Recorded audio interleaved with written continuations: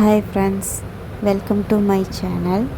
இன்றைக்கி நம்ம காரசாரமாக ஒரு மீன் குழம்பு எப்படி வைக்கிறதுன்னு தான் பார்க்க போகிறோம். அதுக்கு என்ன முதல்ல அரைச்சி வச்சுக்கணுன்றதை பார்ப்போம்.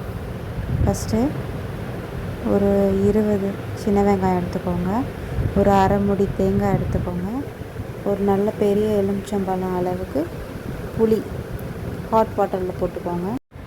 இப்போ தேங்காவை அரைச்சி எடுத்துக்கலாம். முதல்ல பாதி தேங்காய் தேங்காய் பாலுக்கு பிரித்து எடுத்துக்கோங்க. மீதி தேங்காயில் ஒரு கைப்பிடி அளவு வெங்காயம் போட்டுட்டு அதில் சீரகம், வெந்தயம், அரிசி அது வறுத்து வச்சுருக்க ஒரு ஸ்பூன் எடுத்து போட்டு நல்லா மையாக அரைச்சிக்கோங்க. இப்போ குழம்புக்கு சேர்த்துக்கலாம். ஒரு பெரிய தக்காளி 4 எடுத்துக்கோங்க. அதில் அரைச்ச விழுதை ஆட் பண்ணிக்கோங்க. தேவையான அளவு தண்ணி ஊற்றிக்கோங்க. ஒரு 3 ஸ்பூன் மல்லிப்பொடி ஆட் பண்ணிக்கோங்க. உங்களுக்கு குழம்பு அதிகம் வேணுமோ அதுக்கேற்ற மாதிரி ஆட் பண்ணிக்கோங்க. ஒரு 1/4 ஸ்பூன் மஞ்சள் தூள் ஆட் பண்ணிக்கோங்க.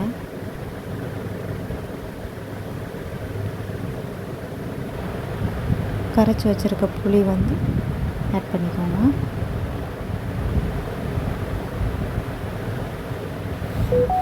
ஒரு 4-5 பச்சை மிளகா போட்டுக்கோங்க.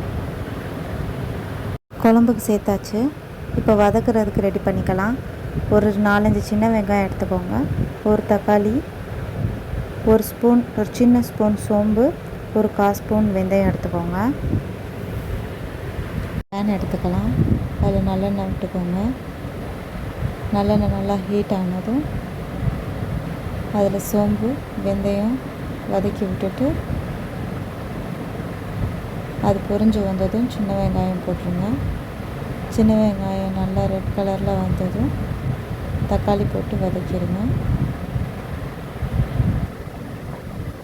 ரெண்டுமே நல்லா வதங்கினதும் ஒரு 3 டீஸ்பூன் மிளகாய்த்தூள் போட்டுக்கோங்க. இப்போ சேர்த்து வச்சுருந்த குழம்ப வதக்குனதில் நம்ம போட்டுடலாம். தேவையான அளவு தண்ணி ஊற்றிக்கோங்க. குழம்புக்கு தேவையான அளவு உப்பு இப்போ சேர்த்துக்கலாம். இப்போ நம்ம தனியாக தேங்காய் பால் எடுத்து வச்சுருந்தோம் பார்த்தீங்களா, அந்த தேங்காய் பாலை நல்லா வடிகட்டிக்கோங்க. அந்த தேங்காயோட சக்கை இல்லாமல் பால் மட்டும் எடுத்து தனியாக வச்சுட்டு குழம்பு கொஞ்சம் நேரம் கொதித்ததும்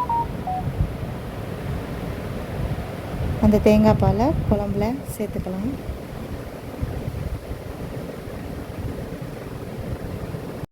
குழம்பு நல்லா கொதி வந்ததும் இப்போ நம்ம மீன் சேர்த்துக்கலாம். இப்போ நான் வெள்ளை ஊளியும் நகரையும் தான் சேர்க்குறேன்.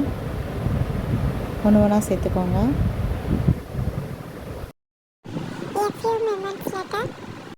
மீன் நல்லா வெந்ததும் லாஸ்ட்டாக நம்ம மல்லித்தழை தூவி இறக்கிடலாம். அவ்வளோதான், சுவையான மீன் குழம்பு காரசாரமாக ரெடி ஆயிடுச்சு. வாங்க சாப்பிடலாம். தேங்க்ஸ் ஃபார் வாட்சிங்.